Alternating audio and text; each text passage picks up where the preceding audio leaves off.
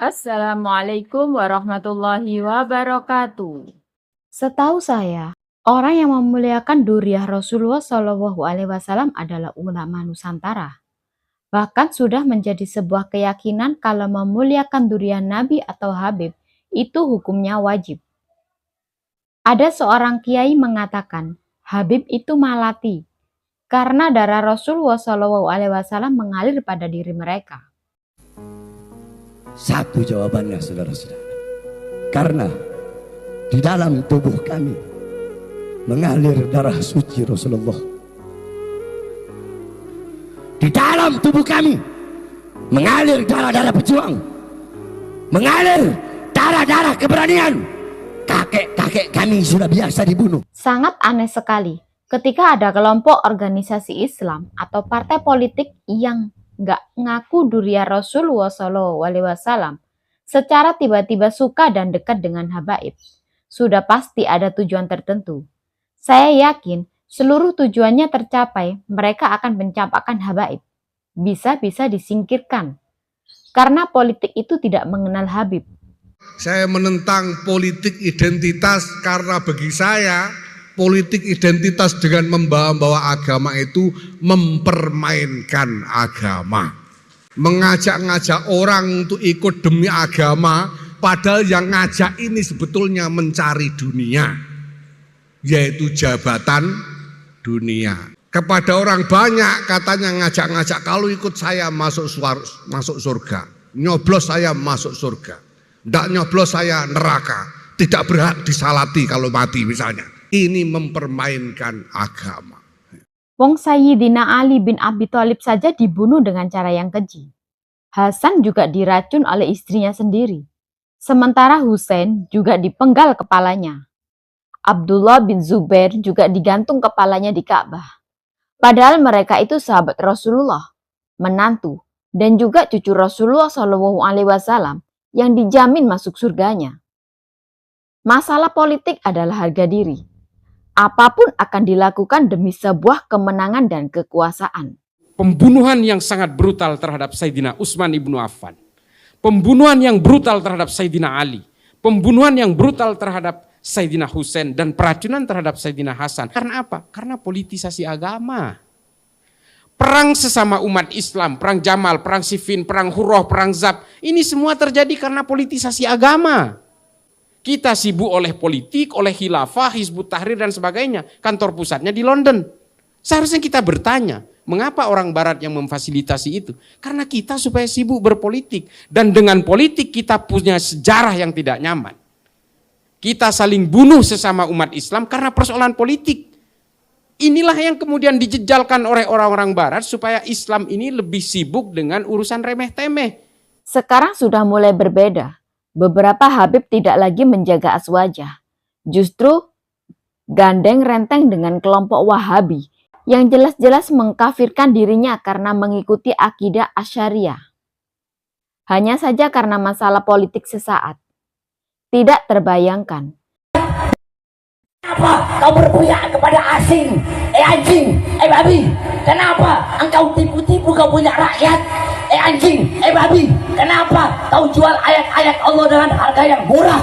Anjing, babi. Kenapa kau jual ayat, kau jual hadis untuk kepentingan perutmu? Anjing, babi. Kenapa kau pakai sorban tapi engkau berdiri di pintu-pintu pejabat? Kenapa kau berpihak kepada asing? Anjing, babi. Kenapa engkau tipu-tipu kau punya rakyat? Anjing, babi. Kenapa kau jual ayat-ayat Allah dengan harga yang murah? Anjing, babi. Kenapa kau jual ayat, kau jual hadis untuk kepentingan perutmu? Anjing, babi. Kenapa kau pakai sorban tapi engkau berdiri di pintu-pintu pejabat? Biasanya para habaib selalu kompak menjaga kerukunan, kesejukan, keteguhan dalam berdakwah sesuai dengan tuntutan Rasulullah SAW. Menjaga akidah aswaja melalui pengajian, haul, dan sholawatan. Itu semua sudah dilakukan berabad-abad sebelum berdirinya Negara Kesatuan Republik Indonesia. Maka muncullah beberapa majelis taklim di Nusantara seperti taklim dan maulid Rasulullah SAW, Riyadul Jannah, Ar-Ridwan, dan ratusan majelis taklim lainnya. Tujuan utamanya menjaga akidah aswajah dan mencintai Rasulullah SAW dan duriyah serta sahabat Kanjeng Nabi Muhammad SAW. Nah, kali ini ada beberapa kelompok yang sengaja menciptakan kegaduhan. Dulu, yang namanya majelis taklim dan maulid murni ngaji agama, di mana di dalamnya memuji Rasulullah SAW serta duriyah dan sahabatnya.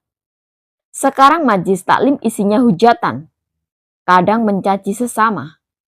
Bukannya menambah cinta dan melebur dosa, tetapi berbagi dosa kepada sesama. Dulu para habaib dan kiai saling berpelukan dengan setiap majelis, saling cium tangan, sama-sama memuliakan duriyah Nabi Muhammad SAW.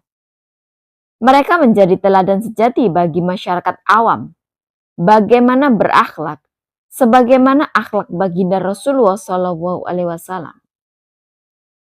Dulu nggak ada habib yang meso-meso, ngumpat sesama muslim, menebarkan kegaduhan, dan teriak-teriak ganti presiden. Karena mereka berdakwah, sifatnya dakwah itu sepanjang zaman. Sementara sifat pilpres itu hanya 5 tahun sekali. Tapi Gus Najih juga mengisbat. Gus Najih sudah saya jawab. Dan dalilnya semuanya salah. Kalau tidak terima, ayo kita diskusi dengan Gus Najih. Atau murid-muridnya, kalau misalnya ada yang merasa kami punya dalil tentang itu, tidak apa-apa. Wong ini mah forum diskusi kok. Ini kan ilmiah. Ilmiah itu bisa didiskusikan. Jadi sopo bae yang merasa punya dalil boleh.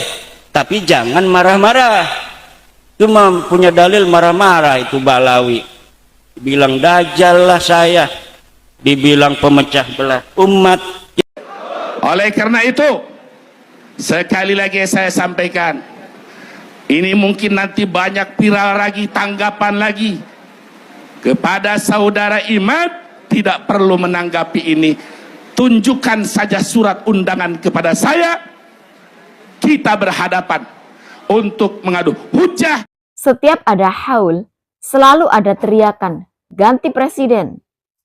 Teriakan itu keluar dari mulut berjubah yang putih kepada sesama duriyah. Teriakan itu bernada ejekan, sinis, seolah-olah sudah kehilangan makna dalam berdakwah.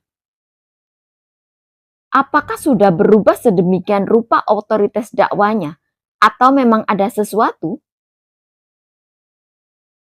Jika para habaib sudah kasar, kotor ucapannya, penuh kedengkian sesama duriyah Rasulullah, lantas, apakah orang-orang awam mau mengikuti mereka? Apunten, ini terjadi di mana-mana. Niki sudah terjadi di media sosial di mana-mana. Belum lagi bainal habaib dengan kiai dibenturkan sekarang. Koyo-koyone Habib itu rasa senang karo kiai, koyone kiai sengit karo Habib. Niki ajaran siapa ini? Ini ajaran siapa? Nyon sewu kula rodok nyerempet sekedhik niki.